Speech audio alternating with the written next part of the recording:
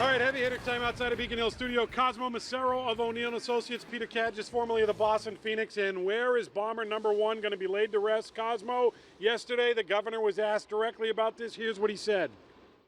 Well, first of all, this isn't a state or a federal issue. It's a family issue. And the family has some options. I assume they will make a decision soon. I hope they do.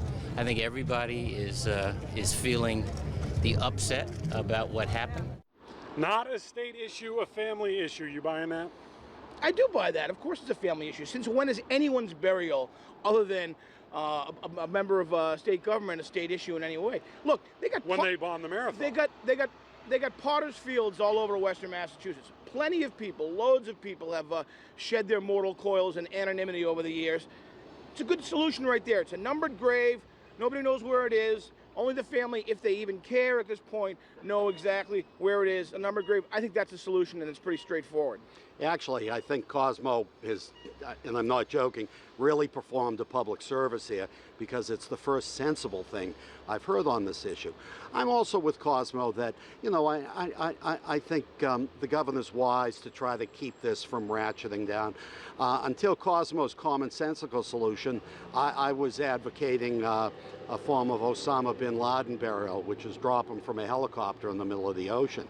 But Cosmo's come up with a solution. This is absolutely a state issue, and as the leader of this state, he should be involved, and he should be facilitating a solution on this thing, and instead he is washing his hands of it, and you guys are giving him a pass. Oh, I'm sure he's facilitating I guess I'm offering a suggestion or a possible solution. I don't know if it's his role to carry it out. It's, look, if no one will take it, he has to go somewhere. I understand. You don't want a grave like this to become some kind of a martyred thing, or some kind of a public safety issue with people trashing the place.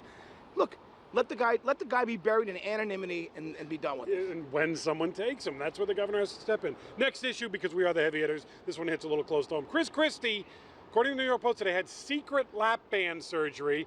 He weighs 350. How much of a secret it is if it's on the front page of the New York Post? Well, he's already had it, though. Yeah, First of all, how did that happen that we didn't know about it until Christie told the Post? Second of all, he tells the Post, Cosmo, that he did it for the children, not for 2016.